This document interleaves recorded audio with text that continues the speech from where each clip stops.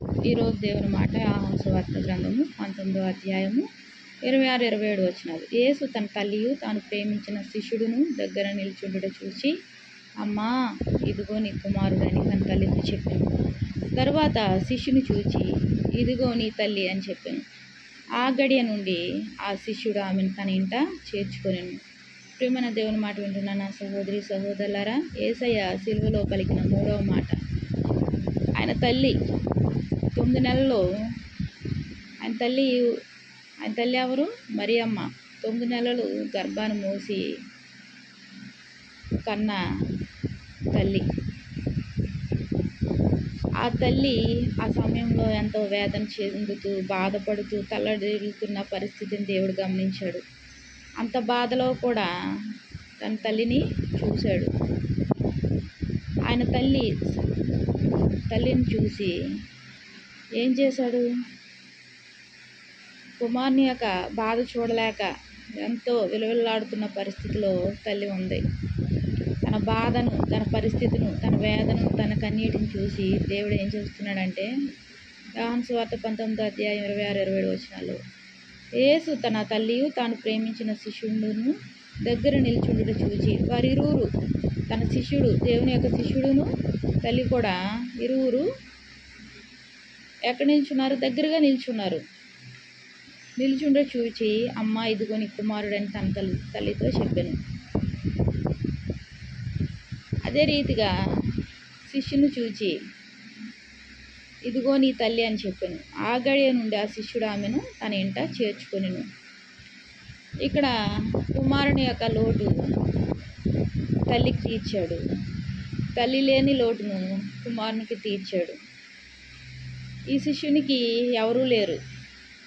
ఈ శిష్యునికి తల్లిగా చేశాడు. ఎంతమంది ఉన్నా తల్లి స్థానం రాదు కదా.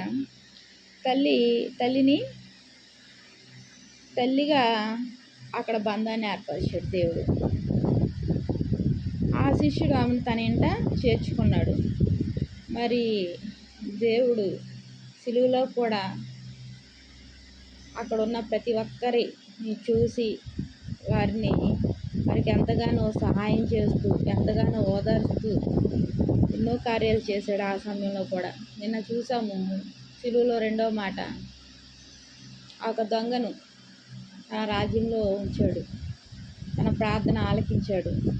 అదే రీతిగా అంత బాధలో కూడా యెరూషలేము కుమార్తెలారా, నా కోసం ఏడవకండి, మీ కోసం, మీ పిల్లల కోసం ఏడవండి అని చెప్పాడు. వారు ఏదో ఏడుస్తున్నారులే అని ఆయన పట్టించుకోకుండా ఉన్నాడా దేవుడు? ఆయన ఏడిస్తే ఏమాత్రము ఓర్చుకోలేడు. ఆయన బాధపడే దేవుడు. వెంటనే ఆయన కనికరపడే దేవుడు.